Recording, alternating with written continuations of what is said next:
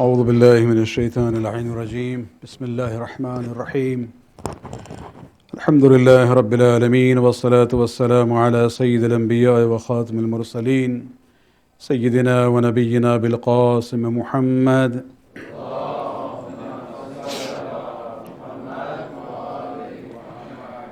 وعلى أهل بيته الطيبين الطاهرين المعصومين واللعنة الدائمة الباقية لأعدائهم من الآن إلى قيام يوم الدين. Amma ba'd, sisters and brothers in Iman, Salamun Alaikum. Allah subhanahu wa ta'ala mentions the month of Ramadan as the month of Quran.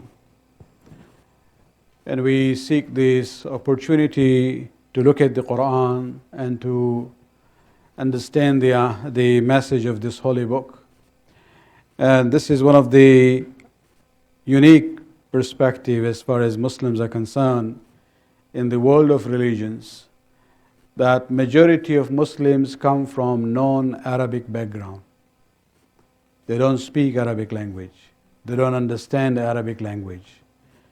But the vast majority of them learn how to read the Quran in Arabic. To learn it, to learn how to read, of course, is the beginning. We should move forward to try to understand. But this is the amazing thing. I think it's only the Quran as a book in this world which is read by millions who read it in its original language but do not understand it. This itself is a unique phenomenon where Allah subhanahu wa ta'ala, He says to the Prophet, don't worry about the Quran, because sometimes when Jibreel would bring the ayat of Quran, the Prophet would immediately start repeating the words. So in one of the ayat, Allah subhanahu wa ta'ala, console the Prophet. Don't worry about it.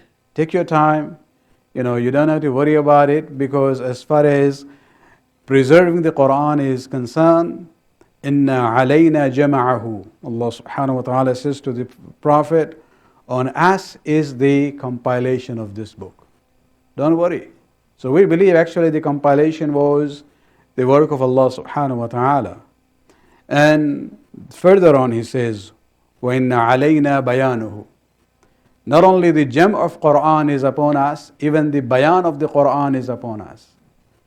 And Muslims, of course, don't have difference as far as the integrity of the text of the Quran is concerned. But of course, when it comes to the bayan of the Quran, there are issues. Looking at that ayat, we have to go and look for where is the bayan of the Quran. We believe the bayan of the Quran is with Rasul, and after Rasul, it is with the Imams of Ahlul Bayt, alayhim salatu wassalam.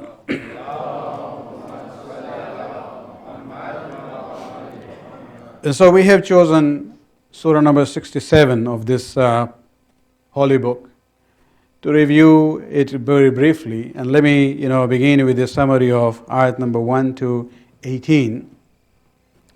That's actually from yesterday's heading, so it should be 1 to 18, where Allah subhanahu wa ta'ala in the very first ayat, and the reason I'm doing it is just to show the connection between the themes of this one surah. Sometimes when we read it, it seems Allah subhanahu wa ta'ala is jumping from one subject to another. But if you really look at it carefully, you will see there is a connection between the themes altogether. The first ayat talks about the absolute control of Allah over the universe. تَبَارَكَ الَّذِي بِيَدِهِ الْمُلْكُ وَهُوَ عَلَى كُلِّ شَيْءٍ قَدِيرٌ. The second ayat talks about the creation of life and death as a symbol of His power over the universe. And there He talks about, what is the purpose? لِيَبْلُؤُكُمْ أَيُّكُمْ أَحْسَنُ عَمَلًا, to test you, to see who is best in conduct. And after that, of course, there's issues of consequences. But before that, just to say that it's not only human beings that we have created, he also talks about creation of the seven heavens, and especially adorning and decorating the sky above us with stars. And then we come to ayat number 6 to 11, where Allah subhanahu wa ta'ala says, now that I have said that you will be tested in this dunya, there's going to be consequences, and the judgment will come in. So first He talks about those who failed. And the reason why they failed in their test was because they did not listen to the message and they did not apply their reason and aql to understand the message. And what was the end? They became ashabul sa'ir, they became inmates of the blazing fire of Jahannam. Then then ayat number 12 to 14, Allah subhanahu wa ta'ala now talks about those who will be successful in that test. الَّذِينَ يَخْشَوْنَ رَبَّهُمْ بِالْغَيْبِ. These are the people who fear Allah in secret, not only in public but also in secret. And what will be the end result of them? Is مَغْفِرَةٌ وَأَجْرٌ kareem. They will be pardoned by Allah subhanahu wa ta'ala for their sins and they will be given a great reward. And that's where we see that after that Allah subhanahu wa ta'ala and the ayat number 15 to 18 that we saw last evening, this is where Allah subhanahu wa ta'ala says, remember, there is no escape for anyone. The judgment is going to come, the qiyamah is going to happen, and remember, and this is where positive and negative elements are brought together, where Allah subhanahu wa ta'ala describes the earth as a blessing for human beings, and He says, we have made it zalul, humble to the human being, so that you can walk on it, you can gain your rizq from it. And this is where we see that then immediately he goes on to the issue of azab, that he can use the same elements which are blessings into azab. One of the statements in Dua Kumail we read is that Amir al-Mu'minin is telling us to pray to Allah subhanahu wa ta'ala that Allah do not change our ni'mat into our niqmah. It means a ni'mat can also change, the blessing can become a curse for us. And so Allah subhanahu wa ta'ala gives us the earth, the water, the wind, and fire. These are the things we use actually to make our lives, comfortable. Earth is the source of our food. When we talk about water, but Allah can use the same earth and bring about a severe earthquake as a punishment. The same water which is a source of life can turn into a flood, as we see in the case of the people of Nuh alayhi salam. And the wind and fire also in the same way. And so after talking about that, just to continue the theme of creation, the creation of life and death, creation of the heavens and adorning the sky, and then talking about the earth as a blessing for us, then Allah subhanahu wa ta'ala comes to another example of His power and glory. And these are the 3 ayat we will look at it this evening, and that has to do with the creation of the bird. Ayat number 19. أَوَلَمْ يَرَوْا إِلَى الطَّيْرِ فَوْقَهُمْ صَافَّاتِ وَيَقْبِضْنَ مَا يُمْسِكُهُنَّ إِلَّا الرَّحْمَنُ إِنَّهُ بِكُلِّ شَيْءٍ بَصِيرٌ. Have they not observed the birds about them, spreading and closing their wings? No one holds them except the beneficent God. Indeed, He sees everything. Now, when we talk about the creation of Allah subhanahu wa ta'ala, Allah subhanahu wa ta'ala gives different examples. Here He has chosen, and it's interesting that last night we saw He talked about the earth, that I have made this earth subservient to you. You control it, you ride on it just like you ride on a horse, which is under your control. Now from the earth immediately He goes up and He says, look at the sky. And one of the most obvious signs of Allah's power and glory that people in all different parts of the world can see is the bird. And so now He goes to the example of the bird. Alam yaraw ila at-tayr. Have they not observed the birds about them? فوقهم صافات ويقبضن. Safat means, this is when their wings are stretched, open. And there are some waqbizna, and some, you will see their wings are, closed.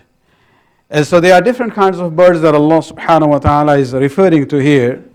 Some of the birds, when they fly, their wings are mostly stretched out.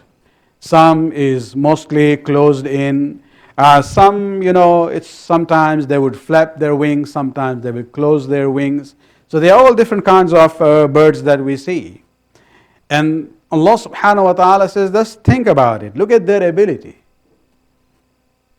Sometimes even the birds are very small compared to human beings.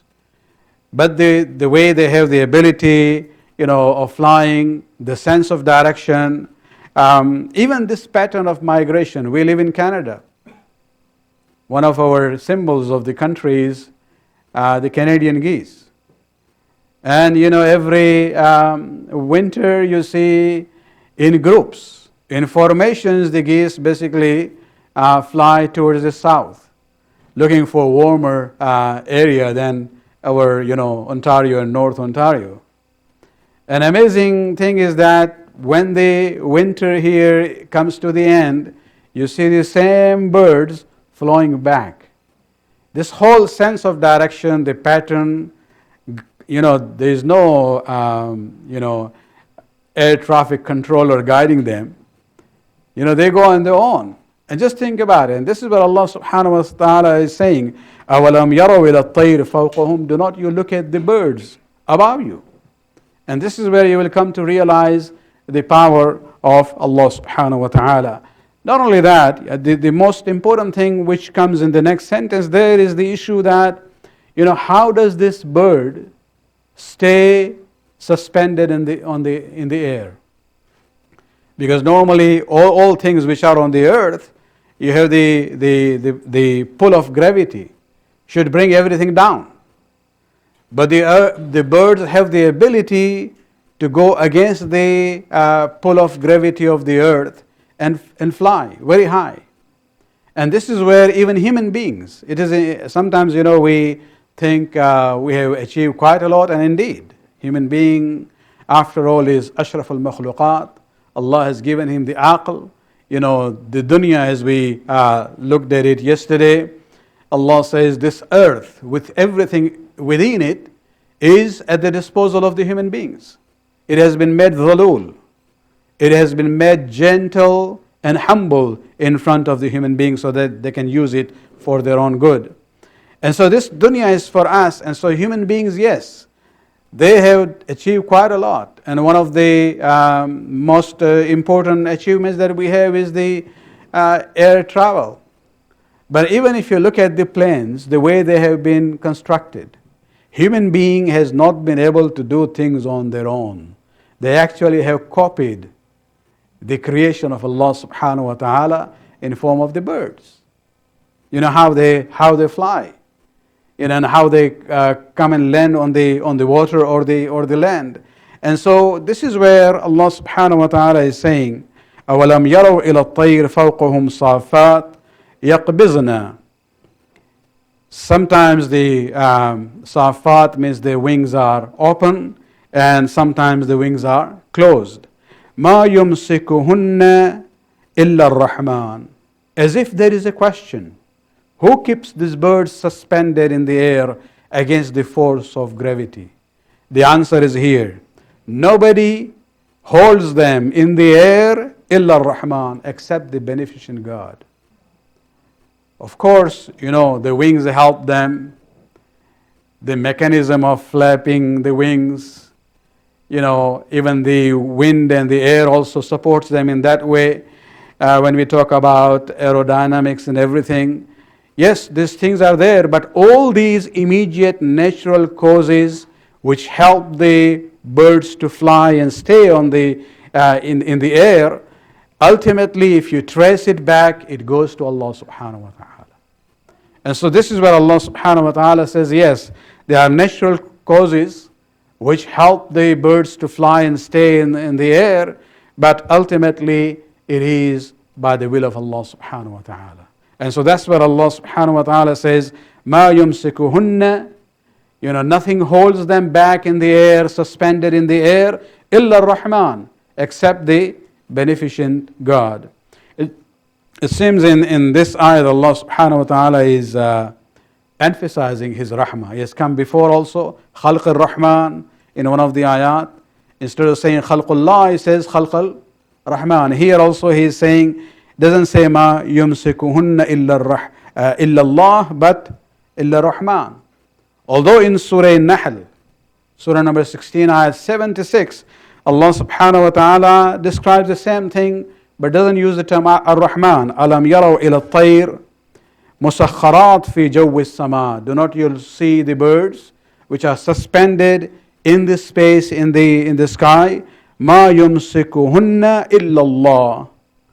Nobody keeps them suspended but Allah subhanahu wa ta'ala. But here the emphasis is on the Rahmaniyat and the beneficence of Allah subhanahu wa ta'ala. And so based on this concept that I have given the earth for you, created it for you, this is one ni'mat. Now he says, look at the power and the glory that I have, that even the birds can fly in the sky in that way. And then he basically connects all these things which had passed before in the next ayat. أفمن هذا الذي هو جند لكم ينصركم من دون الرحمن إن الكافرين إلا في غرور. And the question based on that ayat, who is it that who will be a host or an army for you to help you besides the beneficent God? Again, Rahman is being repeated here as the name of Allah subhanahu wa ta'ala. Verily the unbelievers are only in delusion. And this is where Allah subhanahu wa ta'ala is emphasizing the point, and He's challenging the unbelievers. He talked about the earth, He talked about the bird suspended in the sky, and now He is saying, who is going to help you? Your false gods? If I put you under stress, or if I decide to punish you on the day of judgment, you think you have an army who can help you against me? No, nobody can help you. All these persons or items that you worship as gods, these are all my creation.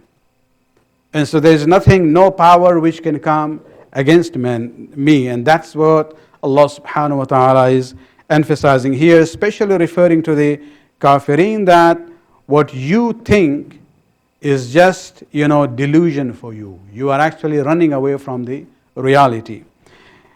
In the previous ayat, when Allah subhanahu wa ta'ala talked about Rahman there, He talked about the bird, which was a positive thing.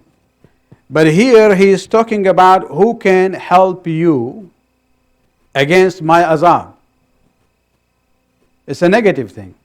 But even then Allah subhanahu wa ta'ala uses the term Rahman.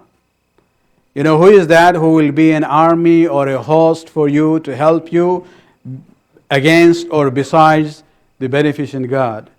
It's actually an indication. It's a very, what we call, a very latif point, subtle point, that Allah subhanahu wa ta'ala says, even if I punish you, my punishment is based on justice and rahmat. Even when I am severe, still my element of rahmah is still there. You look at the example of delusion, Fir'aun. And we looked at the ayat, I think 2 years ago, where series of ayat where Allah subhanahu wa ta'ala says that they had everything. They had castles, palaces, big houses, very vast lands of cultivation. They had rivers, they had gardens, orchards, they had armies, and they had wealth, and they had kingdom. But what happened? When Allah subhanahu wa ta'ala decided to punish Fir'aun, finally, He doesn't use anything but water, which is the source of life for human being. So that source of life now becomes azab for Fir'aun. And the ayat goes on there to say that, they had all these things, but they had to live it in dunya, and others inherited their worldly wealth. You look at the example of, this is in the past. If Allah subhanahu wa ta'ala wants to come, He can use positive elements of this universe which are good for you, and He can make it as a means of punishment. Wind is a very good thing. But look at the incident of Tabas in the early years of the revolution in Iran. What happened? You have the most advanced army and power in the world.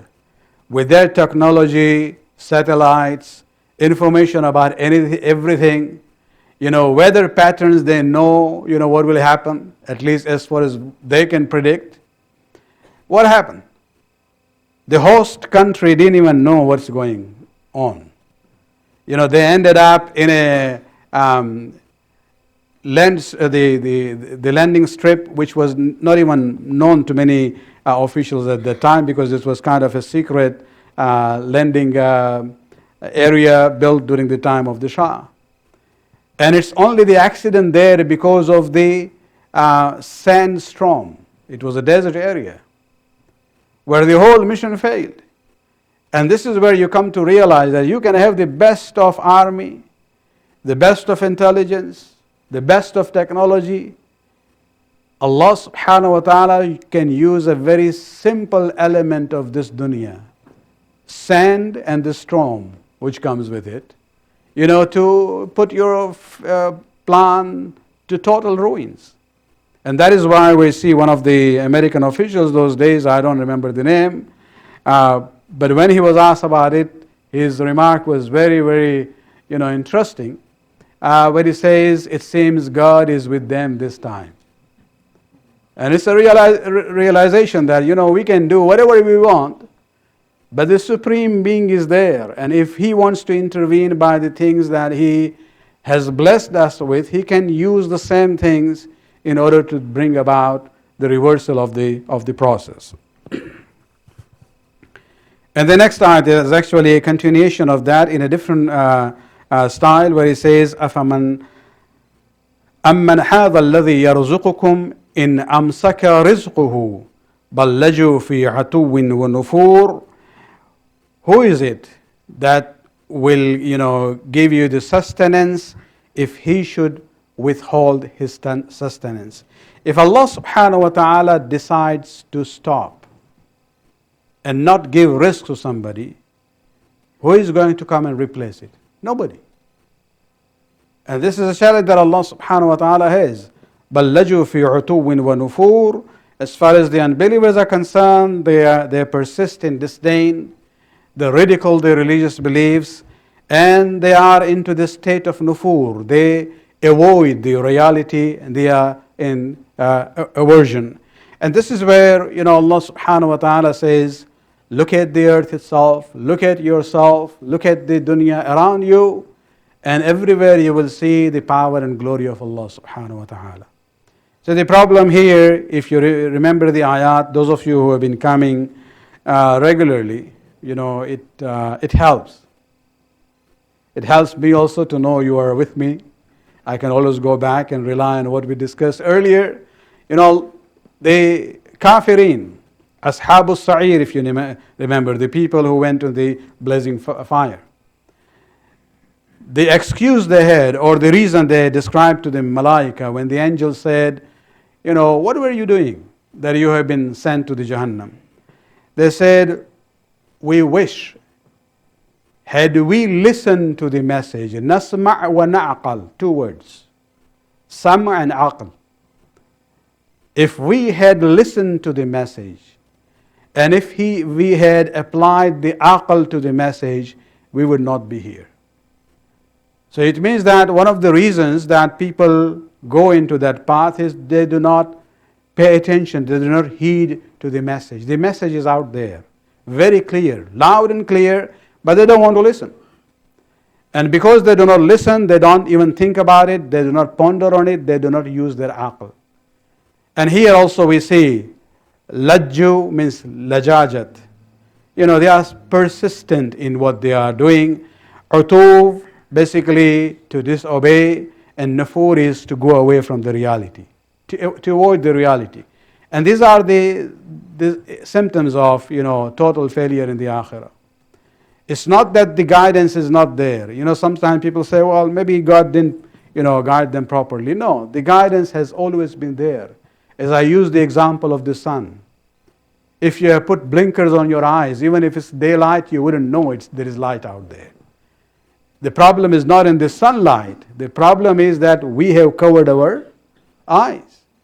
And so the hidayat from Allah subhanahu wa ta'ala comes. We have to lift the veils from our faculties of hearing and sight and the aql itself, so that the desires do not overcome the power of perception and the aql that Allah has given to us. Let me end, before I go to something else, with a statement from Karbala. Sometimes we say, what happened? There were about 25 to 30,000 people there, the Yazidi forces. All of them reciting the kalima. All of them used to say, we are Muslims. And who is talking to them? It's not a regular alim or orator or great speaker. No, it is Sayyid al-Shabab Ahl Jannah, the grandson of the Prophet, one of the chiefs of the youths of paradise. You can't have anyone better than him to speak to people. But what happened? He gave more than one khutbahs on that day to them, and they didn't listen. In one of his khutbah, he says, what is the matter with you that you are not listening to me? I am calling you. Ad'ukum ila sabil al-rashad. I am inviting you to the right path, and you are not listening to me. And then he says, why? It's not that there was a deficiency on the guidance, or the speaker was not powerful enough, or that maybe he was a good scholar and speaker, but maybe his own character was not good. No, this is the best that you can see as far as humanity is concerned. He is the hujjat of Allah subhanahu wa ta'ala there. But still, it didn't have any effect on them. Not because there was anything lacking on the side of Imam Hussain alayhi salam, na'uzu billah. No, he says, I know why you are not heeding to my message. لأن ملئت بطونكم من الحرام, because your bellies are filled with haram food. It means even eating haram on a spiritual level becomes a barrier to your ears and your eyes and your aql. Even if the guidance comes to you, you don't care about it. You don't listen to it, and you don't ponder on it, and you don't follow it. And so these are the issues that we see in this Surah Mulk, that Allah subhanahu wa ta'ala, when He talks about Ashabul Sa'ir, the people of Jahannam, these are the issues that we have to think about. That we have to make sure that the blinkers on our minds and our heart and our eyes and ears have to be lifted. That's where the hidayat can come to us and influence us, inshallah. We'll continue. Tomorrow is the Wafat Majlis. So we'll continue the tafsir on Wednesday. Thursday and Friday is the last day I'll be here. So inshallah we'll be able to complete the entire surah. We have about 9 more ayat to go through. So maybe 3 ayat, the last 3 nights, inshallah. Salawat.